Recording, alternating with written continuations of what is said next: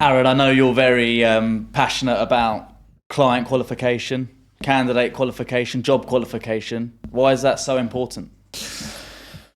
I think it's a critical part of the job. I mean, I work in go-to-market SaaS, right? And I know, since working here for 3 years and recruiting in that space, how important this discovery call is. These companies spend minimum of an hour on a call, really finding the need of the client. And I think, if we take that into recruitment, I think, how am I going to be at my best as a recruitment partner? How am I going to consult this business beyond finding technical skills on a CV to make sure that it's a winning formula for when they hire this candidate? So in order for me to do that, I need to really understand the business, how it ticks, the dynamics, the culture fit, the values, to make sure that we're partnering with this business to find them a solution to their problem. The only way we can find a solution is by asking those key questions, essentially.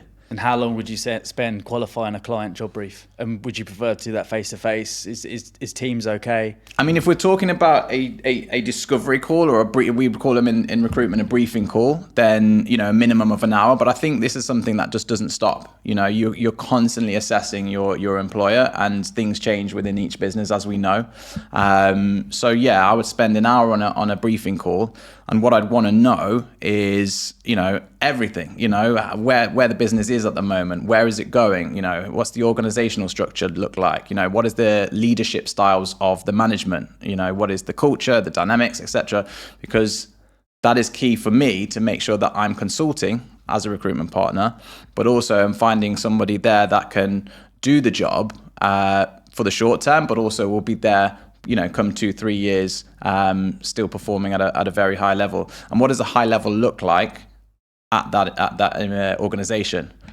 This is the kind of things that we need to know to make sure that we are, fulfilling the client's needs, essentially. Okay. I mean, I know it's different in your market, for example.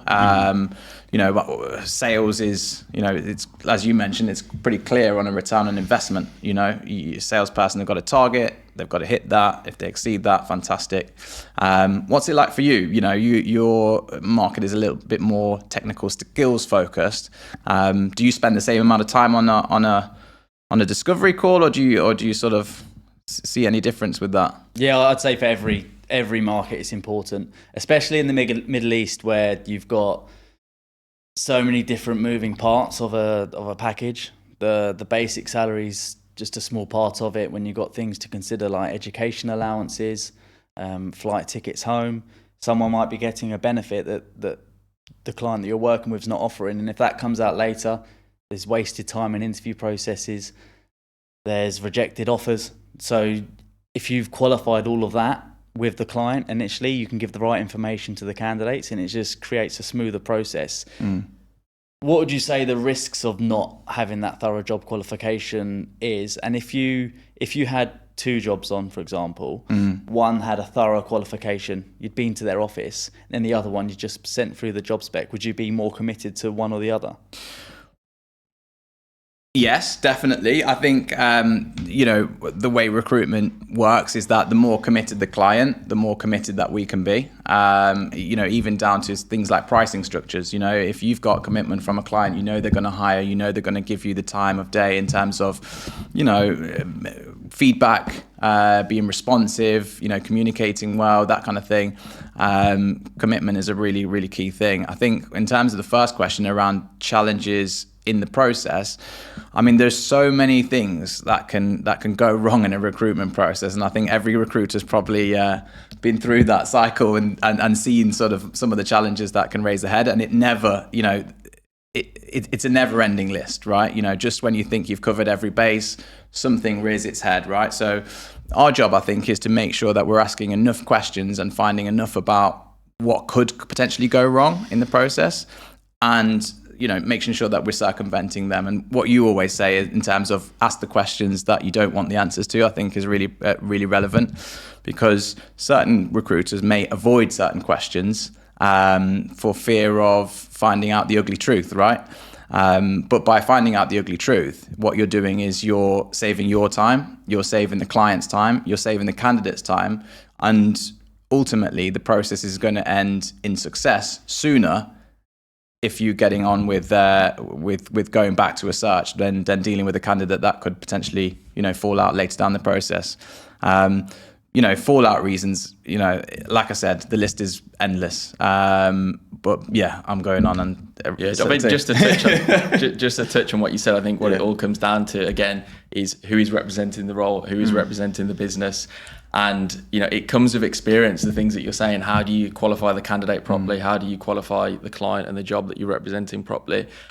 We've seen it happen many times where a managing director for a recruitment business goes in full of energy, convinces a client to work with them, but it's not him who's representing the role. Okay, who is it that is actually doing the job search? Who is it that's actually speaking to the candidates and convincing them on your business? So that's something that needs to be qualified by the client, when they're working out which recruiter to go with, essentially. Well, you get a competitive advantage to using the right recruiter. Like if the candidate's got 3 other offers, how he needs to have as much information as possible to be able to close that candidate for you. If he or she hasn't spoken to that candidate on the phone before and just qualified through email or some instant messaging service, he doesn't know the whys and the wants of the candidate. With candidate qualification as well, it has to be thorough. You need to know the deep motivations of why that candidate is interested in a new job.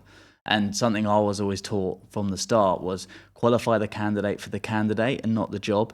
Because if you qualify the candidate based on the job, you end up square peg round hole in the candidate, and they might not be right for the job. And that's just going to cause problems in the future. So, and when they give you their motivations for wanting to change, you need to dig deeper. So you're looking for the first, second and third motivation of why they want to change jobs. And then when they give you the answer, you ask why, and you really uncover the reasons.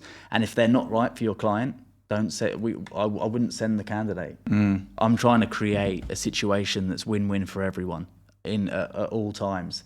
I want candidates joining a company that's right for them. They're spending 8 hours a day at that company. It's very important for their career. It's important for them and their family. So that they need to have the right information and it needs to be right for them. And then for the client, I love it when I place someone and I know they're going to be there for a long time, 2-3 years at a minimum. They're going to go in there, they're going to make a huge impact. And I know that they're going to be able to deliver on what needs to be delivered.